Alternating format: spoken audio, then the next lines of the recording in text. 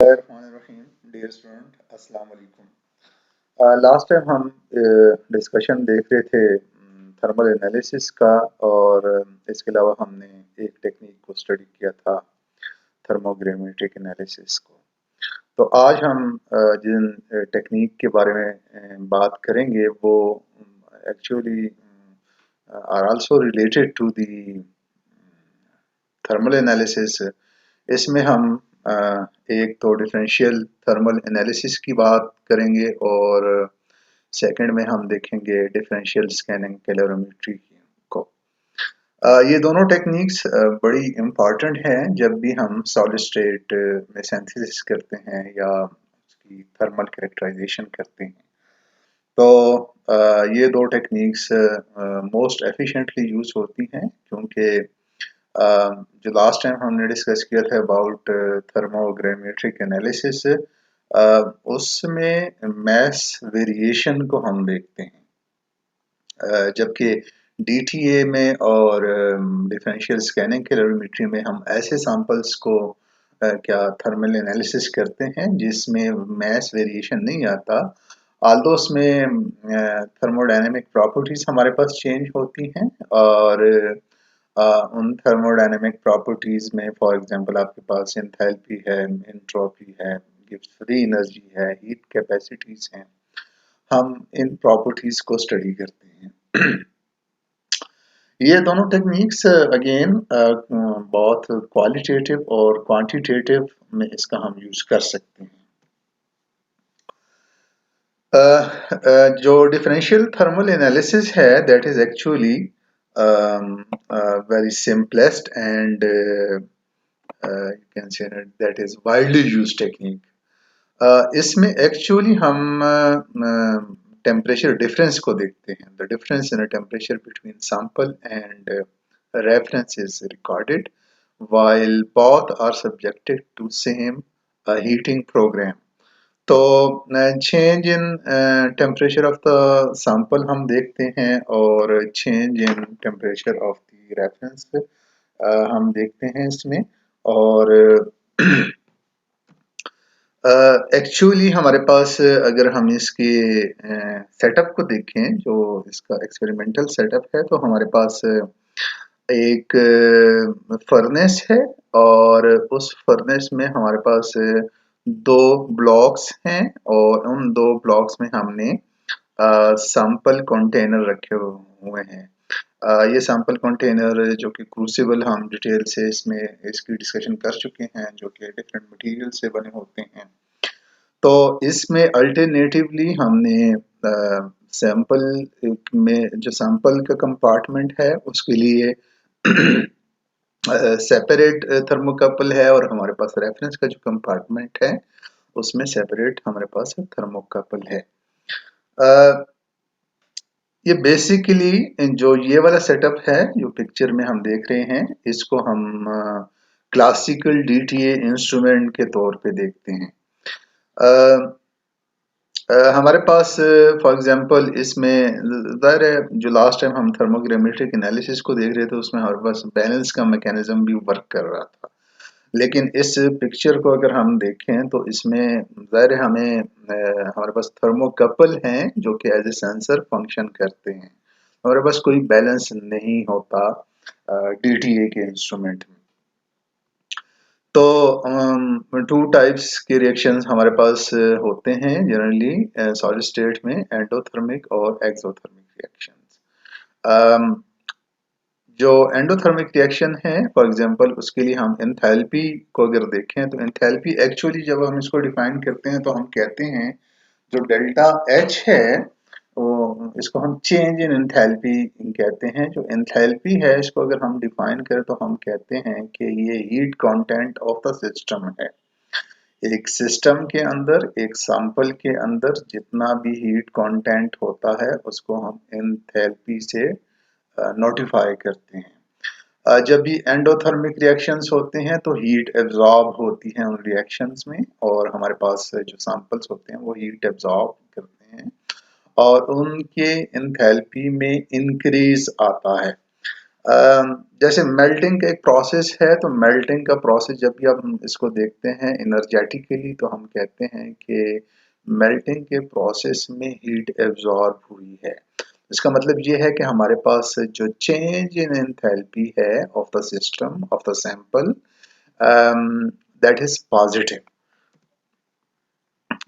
इस केस में चूंकि हमारे पास ये इक्वेशन है delta T is equal to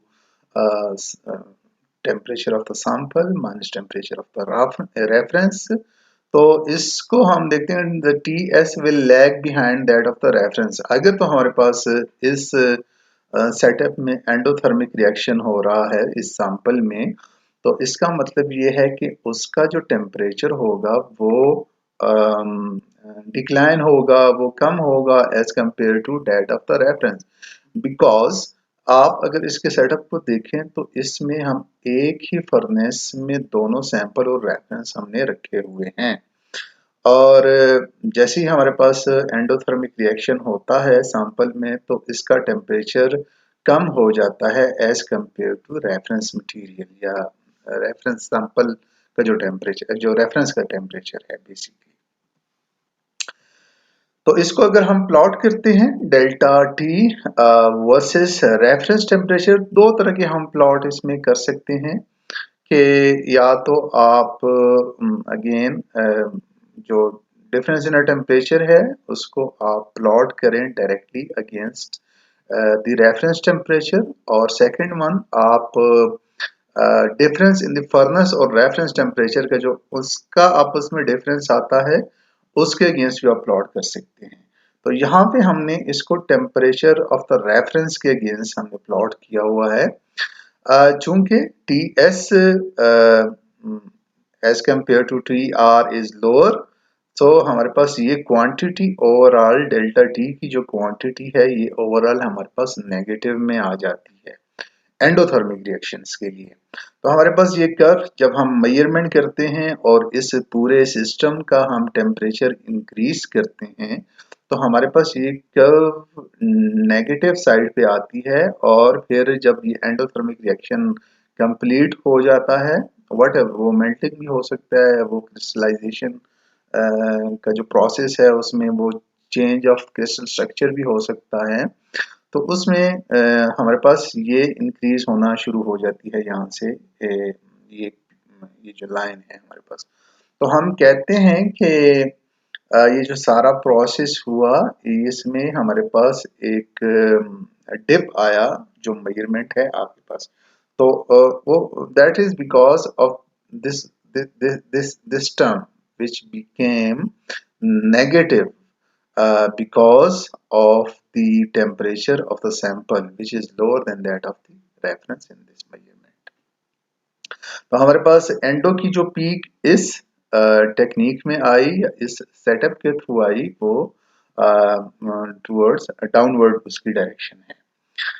अगर for example on other hand आपके पास एक्सोथर्मिक रिएक्शन होता है, तो एक्सोथर्मिक रिएक्शन में अगेन हम जब इसको प्लॉट करते हैं तो हमारे पास अपवर्ड एक पीक आती है जो अपवर्ड डायरेक्टेड होती है। तो ये दोनों सिंपल टेक्निक है और हम इससे एंडोथर्मिक और एक्सोथर्मिक रिएक्शंस फाइंड आउट कर सकते हैं, और जो भी आपके पास जो पीक का एरिया है तो उससे हम रिलेटिव क्वांटिटीज फाइंड आउट करते हैं। अगेन यहाँ पे हम जो DTA और DSC की कर्व्स हैं इसमें आगे चल के हम देखेंगे, थोड़ा सा इसमें डिफरेंस है, तो हमने एग्जैक्टली मार्क करनी होती है कि कौन सी हमारे पास एंडो है और कौन सी एक्सो है, एक्सो पीक है। जैसे एंडो की हम डाउनवर्ड जो पीक आती है हमारे पास वो उसको हम एंडो रिएक्शंस कहते हैं, और जो अपवर्ड आती है उसको हम एक्सोथर्मिक रिएक्शंस कहते हैं। अगेन रिस्पांस जो होता है, जो भी हमारे पास एरिया ऑफ द पीक आता है या डेप्थ ऑफ द पीक या हाइट ऑफ द पीक हमारे पास आती है, that is actually dependent upon the heating rate, जो भी रेट आप इंस्ट्रूमेंट को देखते हो। अगेन द सैंपल साइज हम इसको डिटेल से डिस्कस कर चुके हैं। थर्मोकपल पोजीशंस, अगर इसको हम देखें तो हीटिंग रेट जितना ज़्यादा होगा उसमें हमारे पास रेफरेंस और टेम्परेचर का जो डिफरेंस है उसको हम ज़ाहिर है वो एक्यूरेटली हम मेजर नहीं कर पाते, तो हमारे पास पीक में डिस्टॉर्शन आ सकती है। अगेन सैंपल साइज जब आपका पास ज़्यादा होगा तो आप प्रॉपरली उसको हीट नहीं कर पाते और आपके पास जो जो विड्थ ऑफ द पीक है वो इंक्रीज होती है। थर्मोकपल पोजीशंस हैं, तो इस लास्ट वाले केस में हमने देखा कि वो थर्मोकपल हमने डायरेक्टली डिप किए हुए हैं सैंपल में, तो सैंपल के साथ अगर वो टच करते हैं तो उसमें जो कैलकुलेशंस होंगी वो फर्क होंगी एज कम्पेयर टू अगर वो सैंपल से थोड़ा सा डिस्टेंस पे है। The area under the curve is delta H, क्योंकि एंडोथर्मिक और एक्सोथर्मिक रिएक्शंस होते हैं वो एंथैल्पी से रिलेटेड होते हैं। जो हमारे पास जो डेटा होता है जो उसकी उसमें जो पीक्स होती हैं तो उसका जो एरिया होता है हम उसको रिलेट कर सकते हैं डेल्टा एच से। अब इसमें रेफरेंस मटेरियल कुछ इनकी कुछ कैरेक्टरिस्टिक्स होती हैं या होनी चाहिए, जो भी हम इंस्ट्रूमेंट या जो भी हम रेफरेंस मटेरियल किसी भी इंस्ट्रूमेंट में हम अगर यूज करें। The first one is it should not undergo any thermal events over the operating temperature range. तो आपके पास जो भी ऑपरेटिंग टेम्परेचर रेंज आप सिलेक्ट करते हो, लेट्स से कि रूम टेम्परेचर से ऑनवर्ड आप जाते हो 700 800 या 900 डिग्री सेंटीग्रेड तक, तो उसमें जो भी आप रेफरेंस मटेरियल यूज करते हो डीटीए के केस में, तो वो अफेक्ट नहीं होना चाहिए, वो मेल्ट या उसमें किसी किस्म की कंपोजिशनल चेंज नहीं आनी चाहिए। Both thermal conductivity and heat capacity of the reference should be similar to that of the sample. Generally ये स्टेटमेंट थोड़ी सी ओवर सिंप्लीफाइड है, क्योंकि आप फॉर एग्जांपल आपके पास अननोन सैंपल है और आपने कोई भी रेफरेंस मटेरियल उसके लिए यूज करना है, तो एक्चुअली अगर अननोन है तो वो तो हिट एंड ट्रायल के बेसिस पे होता है।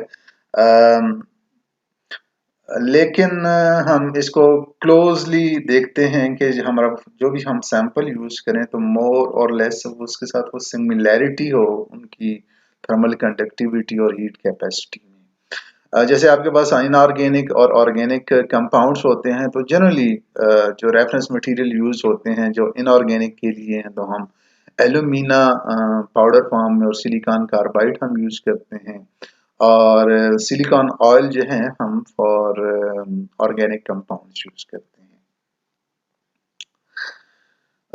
अगेन ये it should not react with the sample holder और थर्मोकपल। जो आपका रेफरेंस मटेरियल है तो वो इज गिवन टेम्परेचर रेंज जो भी हम उसमें स्टडी कर रहे होते हैं, तो उसको उसमें ज़ाहिर है जब वो रिएक्ट तभी करेगा जब वो मेल्ट आउट हो जाएगा। तो मेल्ट आउट होता है, समटाइम्स वो स्टिक कर जाता है कोई भी मटेरियल किसी भी रेफरेंस पैन के साथ। तो हमने उस चीज़ को भी देखना होता है कि हम ऐसा उस रेंज जो भी हमारी सिलेक्टेड रेंज है उसमें हम जो भी रेफरेंस यूज करें तो उसकी प्रॉपर्टी ये होनी चाहिए कि वो रिएक्ट नहीं करना चाहिए इस सैंपल के साथ, क्योंकि थर्मोकपल का भी इसमें कहा गया है, तो थर्मोकपल भी डायरेक्टली सैंपल में डिप होता है। Both sample and reference materials are used as powder. Again the gases जो भी आप एटमॉस्फेयर यूज करते हैं या जो गैसेस यूज करते हैं हम टीजी में देख चुके हैं, reducing, oxidising, inert, depending upon your requirement. इसी से रिलेटेड हमारे पास एक और टेक्निक है जिसको आप कैलोरीमेट्रिक डीटीए और हीट प्लस डीएससी कहते हो। इसमें again the sample and reference in a similar holder, which are actually flat pans, are placed on individually thermally conducting bases. तो ये थोड़ा सा ज्योमेट्री में थोड़ा सा इसमें चेंजेस हैं हमारे पास। लास्ट वाली फिगर में अगर हम देखते हैं तो उसमें थर्मोकपल हमारा डायरेक्टली डिप है रेफरेंस और सैंपल में, और यहाँ पे हमने beneath the sample and reference के जो पैन्स हैं या क्रूसिबल्स हैं उसके नीचे हमने डायरेक्टली उसके साथ अटैच किया हुआ है। तो उस केस में अगर प्रीवियस केस में अगर हम देखें तो उसमें ये हो सकता है कि समटाइम्स आपके पास मोर सिवियर एक्सोथर्मिक या एंडोथर्मिक रिएक्शंस होते हैं, तो वो ज़्यादा अफेक्ट कर सकते हैं आपके थर्मोकपल के फंक्शन को। समटाइम्स फॉर एग्जांपल उसमें कोरोसिव गैसेस उसमें से इवॉल्व हो सकती हैं और वो अफेक्ट कर सकते हैं आपके जो जो भी मटेरियल आपने यूज़ किया है थर्मोकपल की मैन्युफैक्चरिंग में। तो यहाँ पे वो चीज़ें नहीं होंगी क्योंकि ये डायरेक्टली आपने thermocouple out of the sample कर लिया है, आउट ऑफ द रेफरेंस कर लिया है, और बीनीथ क्रूसिबल हमने इनको प्लेस किया हुआ है, तो वो प्रॉब्लम नहीं होती यहाँ पे। The thermocouple junctions are again, इस में जब हम इस ज्योमेट्री को देखें तो एक ही फर्नेस में दोनों सैंपल और रेफरेंस पड़े हुए हैं, लेकिन चूंकि एंडोथर्मिक रिएक्शन आपका रेफरेंस मटेरियल की जो क्वालिटी है तो वो तो किसी भी जो भी वो हीट आप सप्लाई करेंगे थ्रू फर्नेस, दोनों केसेस में प्रीवियस में भी और इसमें भी, तो आपका रेफरेंस वो कॉन्स्टेंटली हीट अप होता है, ठीक है। और लेकिन ये आपके सैंपल पे डिपेंड करता है कि वो जो रेंज है उसमें या तो इस सैंपल में एक्सोथर्मिक रिएक्शन होगा या फिर इसमें एंडोथर्मिक रिएक्शन होगा। तो या तो वो जो टेम्परेचर है सैंपल का अगर एंडोथर्मिक हुआ तो ये लैग बिहाइंड करेगा to the temperature of the reference material. अगर तो ये एक्सोथर्मिक रिएक्शन यहाँ पे होता है तो इसका टेम्परेचर एक्सीड कर जाएगा फ्रॉम दी रेफरेंस, तो अकॉर्डिंगली हमारे पास वहाँ पे प्लॉट हम कर लेते हैं उस डेटा को एंडोथर्मिक और एक्सोथर्मिक की पीक की फॉर्म में। The thermocouple junctions are attached to pans and are not directly into the sample or reference. हम डिस्कस कर चुके हैं इसको। Thus the output signals are less dependent upon the thermal properties of the sample. मैं बता चुका हूँ इसके बारे में आपको। Uh, Again, the temperature range depends upon the material used for furnace winding and the thermocouple. जो कि TGA में हम डिटेल से उसकी इक्विपमेंट में डिस्कस कर चुके थे कि आपके पास डिफरेंट इंस्ट्रूमेंट्स होते हैं, उनकी रेंजेस जो टेम्परेचर की होती है डिफरेंट होती है, वो मैन्युफैक्चरर की तरफ से ही होती है। इस पे अगेन हमारी कोई कमांड नहीं होती कि हम इसमें खुद से कोई अल्टरेशन कर सकें। तो ये जो भी इंस्ट्रूमेंट आपके पास आता है लैब में अवेलेबल होता है, आप उसकी प्रॉपर्टी या उसके कैटलॉग को या उसके मैनुअल को देख के हम डिसाइड करते हैं कि अच्छा इसमें थर्मोकपल कौन से मटेरियल के हैं और इसकी जो फर्नेस है उसमें वाइंडिंग किस किस्म की है और ये कितना टेम्परेचर अटेन कर सकता है ये इक्विपमेंट है। तो ये डिपेंड करता है आपके जो इंस्ट्रूमेंट है उस पर डिपेंड करता है। ये तो था हमारे पास DTA और हीट फ्लक्स DSC आप कह सकते हो उसमें, जिसमें हमने एक ही फर्नेस में दोनों सैंपल और रेफरेंस को रखा हुआ था और उसको हम कोलेक्टिवली हीट अप कर रहे थे और सेंस सिर्फ आपके थर्मोकपल ही कर रहे थे उसमें।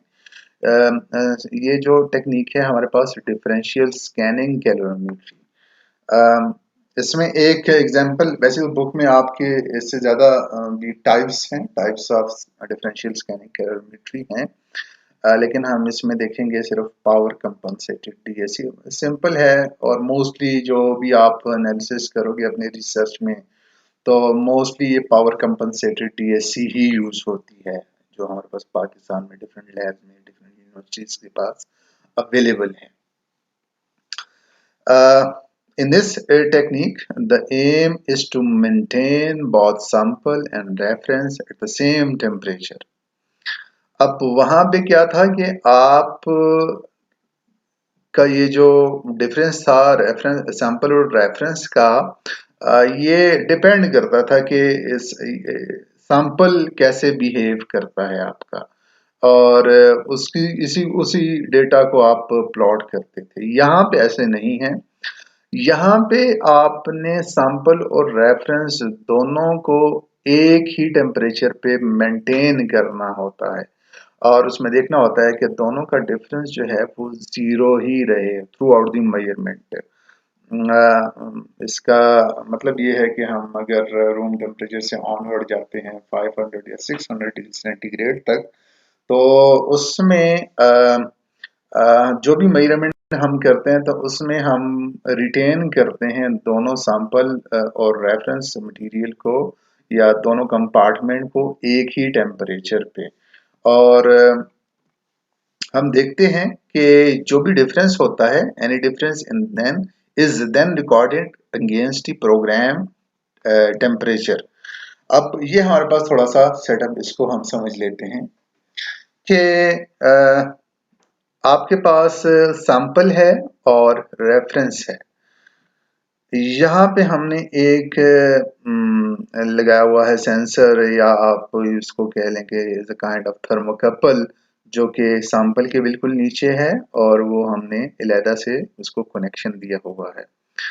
एक रेफरेंस के नीचे हमने लगाया हुआ है थर्मोकपल, जो कि सेंस करता है इसके टेम्परेचर को। और ये हमारे पास हीटर है जो कि डिफरेंट है। अब वहां पे क्या था डीटीए में कि आपके पास एक ही फर्नेस थी और दोनों सैंपल और रेफरेंस आपने एक ही फर्नेस में रखे हुए थे। यहाँ पे तो थोड़ा सा हमारे पास डिफरेंस है और हमने इसमें ये किया हुआ है कि जो हमारे पास सैंपल और रेफरेंस का है, हम सेपरेटली उसको हीट या कूल, कूल तो नहीं कहेंगे हम इसको, हम उसको सेपरेटली हीट आप यूं कह लेके कह सकते हैं, कर सकते हैं।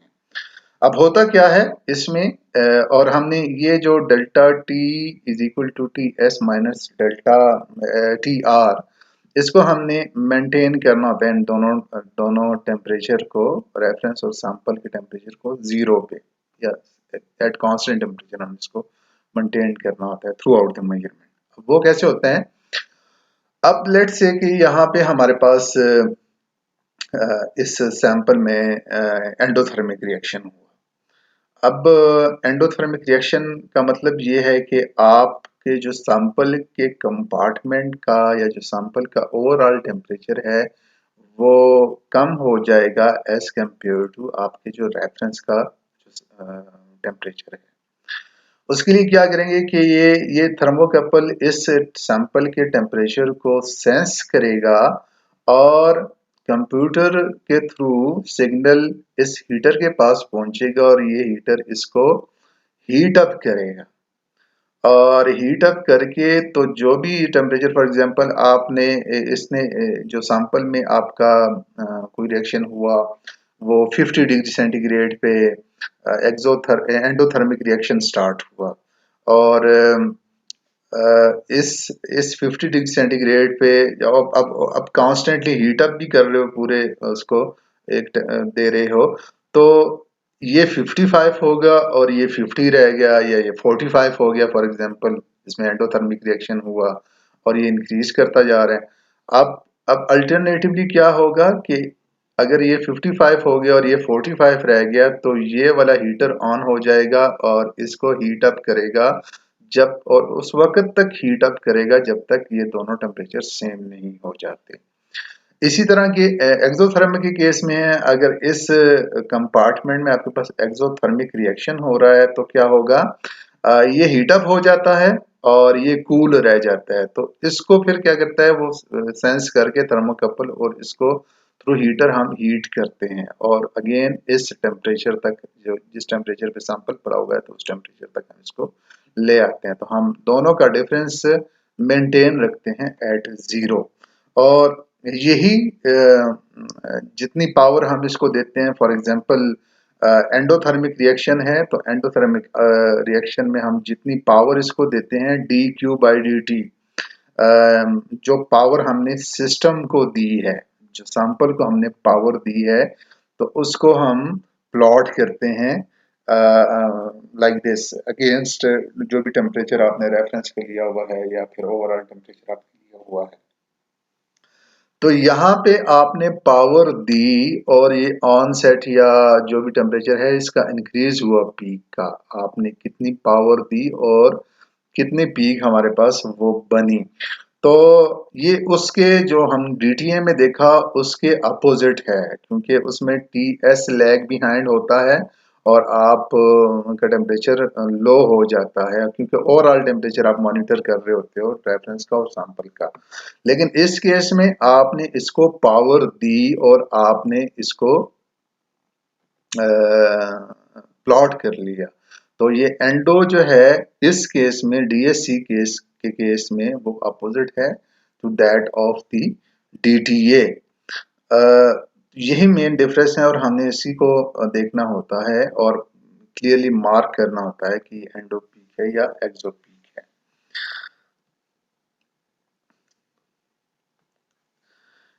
Exothermic and endothermic peaks या curves should be clearly marked to avoid any confusion. The operating temperature range is generally more restricted in DSC, not always, than DTA. तो जो आपके पास डीएससी में इंस्ट्रूमेंट होता है, डीएससी का जो इंस्ट्रूमेंट उसमें कहता है कि ऑपरेटिंग टेम्परेचर रेंज, जो कि पुराने आपके पास जो इंस्ट्रूमेंट अवेलेबल थे उसमें ये जो टेम्परेचर मेजरमेंट की रेंज है वो रिस्ट्रिक्टेड होती है एज कंपेयर टू डीटीए, क्योंकि इसको मोर और लेकिन लेकिन जो आपके पास आजकल जो डीएससी आ रहे हैं तो वो 1600 डिग्री सेंटीग्रेड तक भी चले जाते हैं।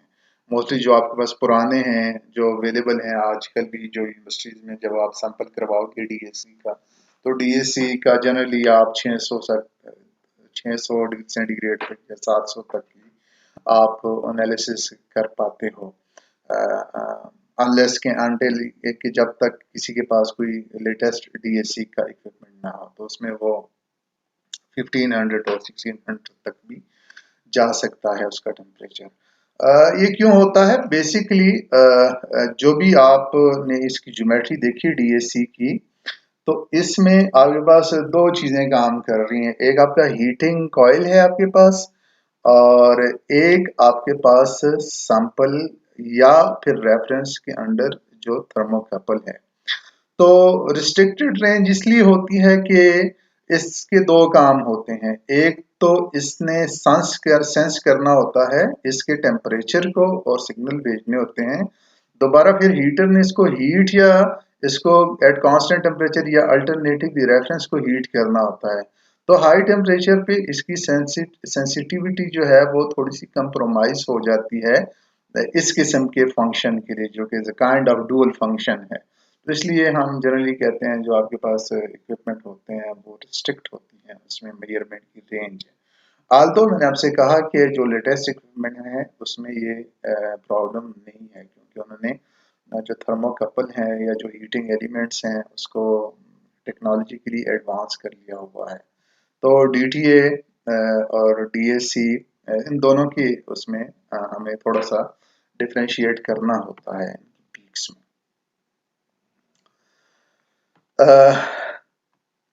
इन डीटीए द सैंपल, अब जो दोनों का डिफरेंस है वो क्या है बेसिकली डीटीए और डीएससी का। In DTA the sample and the reference materials are heated in one furnace. The difference of the sample temperature and the reference material temperatures are recorded during program heating and cooling cycles. तो हमने देख लिया DSC में difference in the heat flow rate, जैसे power compensated में है तो power आप देते हो या सैंपल को दे रहे होते हो या रेफरेंस को दे रहे होते हो, depending upon the reaction that is taking place on the sample, जो कि एक्सोथर्मिक और एंडोथर्मिक हो सकते हैं। So in DSC, difference in the heat flow rate to these reference and sample materials are recorded. Uh, अब again हम आ जाते हैं sample container yes and sampling की तरफ। जो सैंपल कंटेनर है आपके पास जिसको हम क्रूसिबल्स कहते हैं, हम कहते हैं कि below 500 degree centigrade aluminium pans are generally used. Sometimes pans with lid crimped and cold welded for volatile samples. अगर आपके पास volatile samples हैं, फॉर एग्जांपल लिक्विड का आप कर रहे हैं, तो उसको आप क्या कहते हो कि आपके पास जो क्रूसिबल्स होते हैं उस पर लिड्स होती हैं। अगेन हम पहले भी बता चुका हूँ मैं आपको TGA में कि उसको हम कंप्रेस करते हैं और उसको लिड को हम उसको टाइट कर देते हैं उस पे। कोल्ड वेल्डेड का मतलब ये है कि दो मेटल को आप प्रेस करके उनको आपस में फ्यूज कर लेते हो, इसको कोल्ड वेल्डिंग जनरली कहते हैं। दो कॉपर वायर्स लें और आप उसको स्ट्रांगली कंप्रेस करें या ऊपर से आप स्ट्राइक करें किसी भी हैमर के साथ, तो आपस में वो जुड़ जाते हैं और उसको आप कहते हैं kind of welding. Above 500 degree centigrade आपके पास गोल्ड और ग्रेफाइट पेन्स अवेलेबल होते हैं। The reference materials in most DSC is empty sample pan. जो DSC में आपके पास होता है वो एम्प्टी सैंपल पेन होता है, बिकॉज आप उसको देख रहे होते हो, सैंपल आप उसको हीट कर रहे होते हो, और क्योंकि कंपनसेशन का फिनोमिना है तो आपने यार एम्प्टी पेन को अगर आप हीट करें तो भी चल जाता है, क्योंकि दोनों का सैंपल सैंपल और रेफरेंस का जो आपके पास होल्डर है वो सेम टेम्परेचर पे रखना होता है, तो समटाइम्स एम्प्टी पेन भी आप यूज करते हो। Inert or reactive atmosphere may also be provided in case of DSC. Small syringe may be used for liquid samples. जो भी आप क्रूसिबल जो भी आप लेते हो और क्रूसिबल में सैंपल को कंटेन करने के लिए, तो वो छोटा सैंपल भी आप जो आपका सिरिंज है आप उसका भी यूज कर सकते हो। If mass of the sample plus pen plus lid is recorded before and after run, further deduction can be possible. अगर आप उसका वेट मेजर कर लेते हो बिफोर द ऑपरेशन और आफ्टर द ऑपरेशन, तो आप उससे एक्स्ट्रा लेट्स से कि आप थर्मो जो वेट लॉस है थर्मोग्रामेट्रिक एनालिसिस में फाइंड आउट कर सकते हो। जो आपके पास DSC की जो कर्व होती है उसकी कुछ क्वालिटीज होती हैं, और उसको हम क्रिटिकली देखते हैं या एनालाइज जब हम करते हैं किसी भी कर्व को, हम उसके डिफरेंट सेक्शन को जब हम देखें तो आपके पास एक होती है zero line.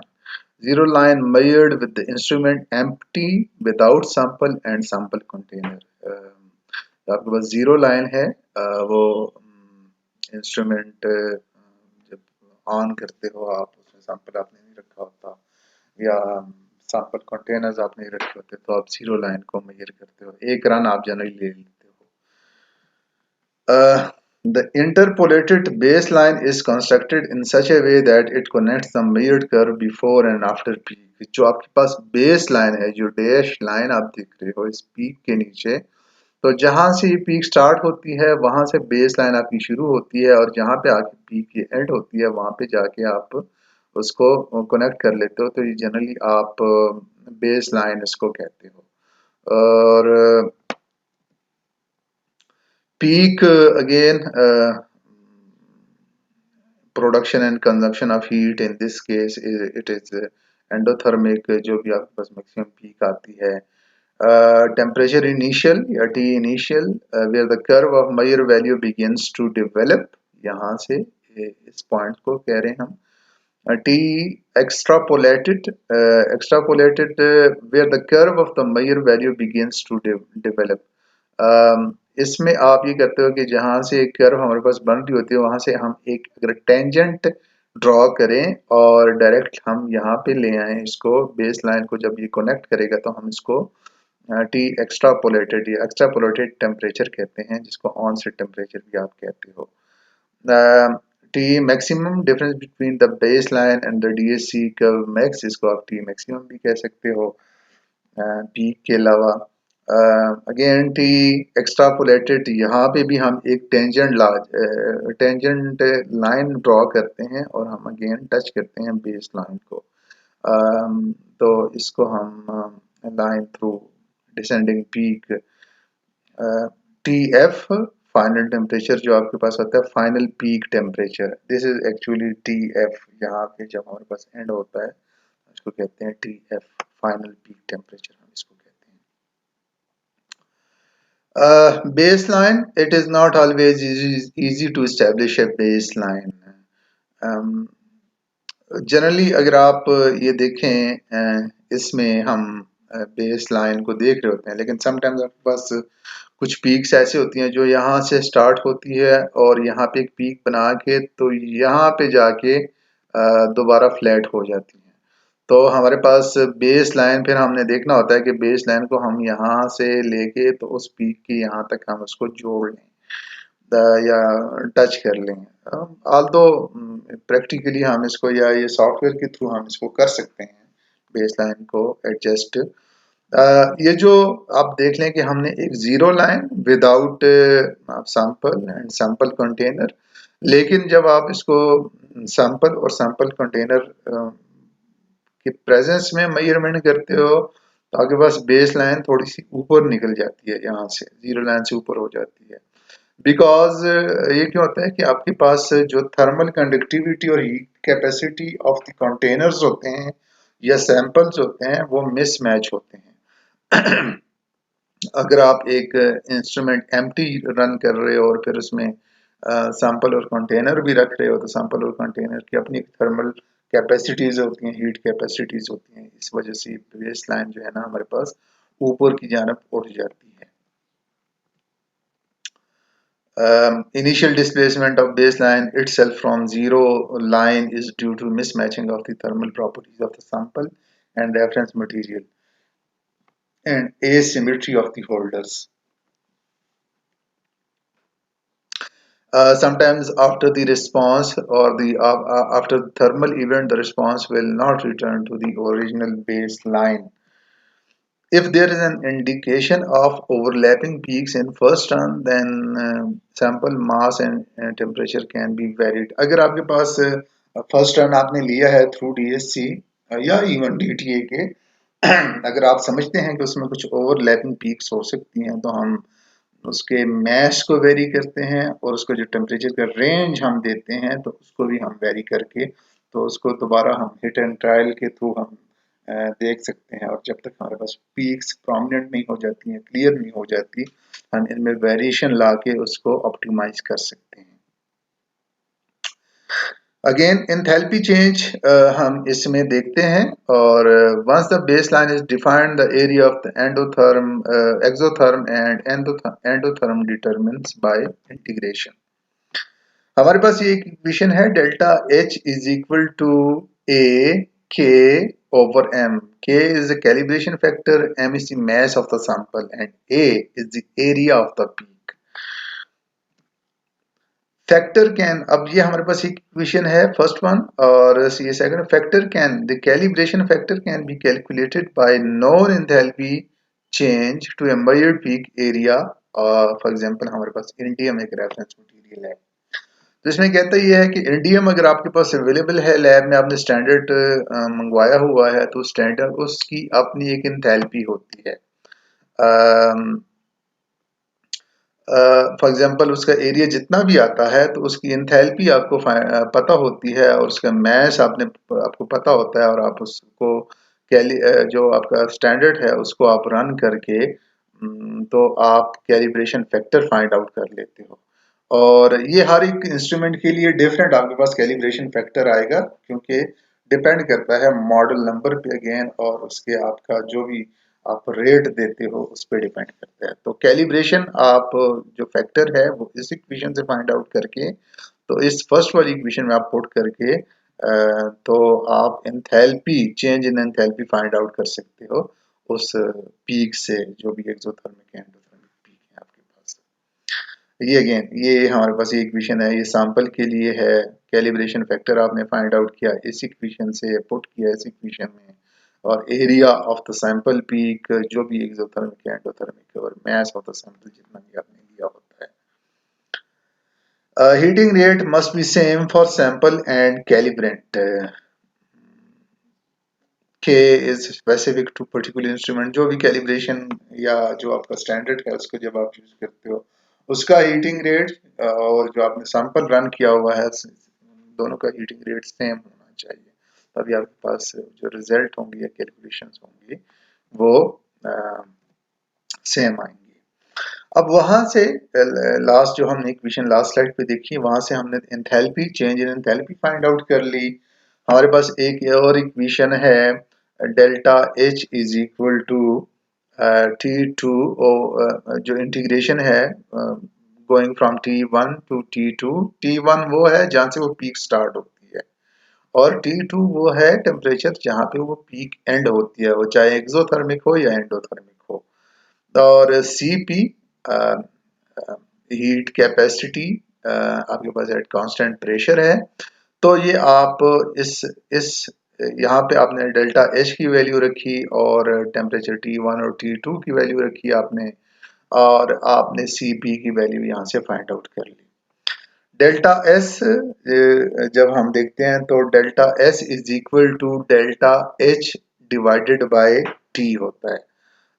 Delta S is equal to delta H divided by T होता है। तो हमने डेल्टा एच की वैल्यू ये वाली वैल्यू हमने उसमें पुट कर ली, तो डिवाइडेड बाय टी हमारे पास यहाँ पे आ गया। तो ये हमारे पास, हम यहाँ से change in entropy find out कर सकते हैं कि उसकी एंट्रोपी में जो वेरिएशन आई है। एंट्रोपी क्या है? डिसऑर्डरनेस ऑफ द सिस्टम है जनरली हमारे पास, तो हम एंट्रोपी कहते हैं, तो हम वो फाइंड आउट कर सकते हैं। अब चेंज इन एंथैल्पी हमारे पास आ गई, चेंज इन एंट्रोपी हमारे पास आ गई, तो हम change in Gibbs free energy through this equation find out कर सकते हैं। So, in the absence of sample with empty pans in both holders, the DSC baseline should be horizontal। अच्छा, ये तो baseline के बारे में, लेकिन ये calculations हम कर सकते हैं। तो ये most famous thermodynamic equation है हमारे पास, delta H delta G is equal to delta H minus T delta S, जो heart of thermodynamics आप इसको कह सकते हैं।